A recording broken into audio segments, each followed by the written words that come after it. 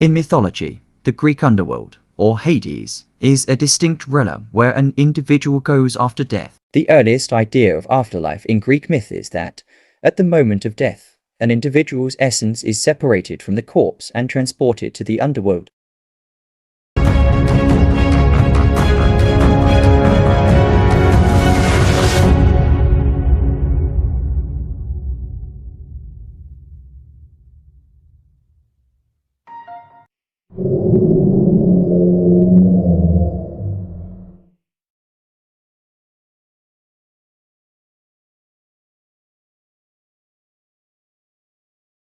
Hades was the child of Cronus and Rhea. He was born after Hesper, Demeter and Hera, but like his siblings before him, Hades was swallowed by Cronus upon birth. The Titan god feared that one of his offspring would take his throne. He ate them whole to prevent their prophecy from happening. This act of swallowing his children continued until Rhea gave birth to his brother Zeus. But instead of giving Cronus the baby, Rhea swallowed a rock. Cronus swallowed it instead, allowing Zeus to grow to maturity. When he was of age, Zeus forced Cronus to discourage his siblings. Interestingly enough, Hades was the first son of Cronus and Rhea. However, he was the last to be regurgitated. As a result, he is both the oldest and youngest son. The freeing of the Olympians kicked off a divine war, called the Titanomachy, the 10-year war, raids between the Titans and the new generation of gods. The Olympians. Zeus ended up freeing the Titans, beastly siblings from the prison of Tartarus. In the underworld, the creatures known as the Hecatomche and the Cyclops fought among the Olympians, eventually leading to the fall of the Titans. Thus a new era was born, and the Titans were imprisoned in Tartarus. The end of the Titanomachy left many of the realms open for rule.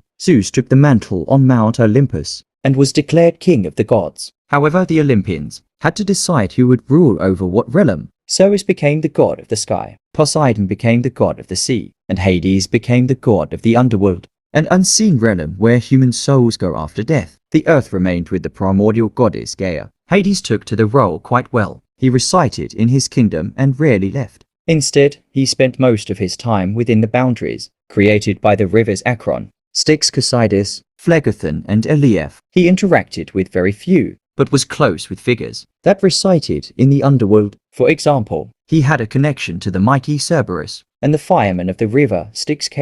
While he was heavily feared, Hades was more altruistic in nature than most ancient Greeks realized. He defended the rights of the dead and focused his attention on his domain only. While he does appear in some legends, Hades cared very little about what happened in the land of the living. However, he did exercise his authority when heroes and gods entered his realm. The god of the underworld strictly forbade any soul from leaving his dominion. His anger and wrath would come out when anyone attempted to leave, or when someone tried to steal souls. Two famous figures, Sisyphus and Pirithous, found out about his dedication the hard way. Hades spent much of his time punishing and torturing the two figures for their sins of attempting to bring souls back to the living realm.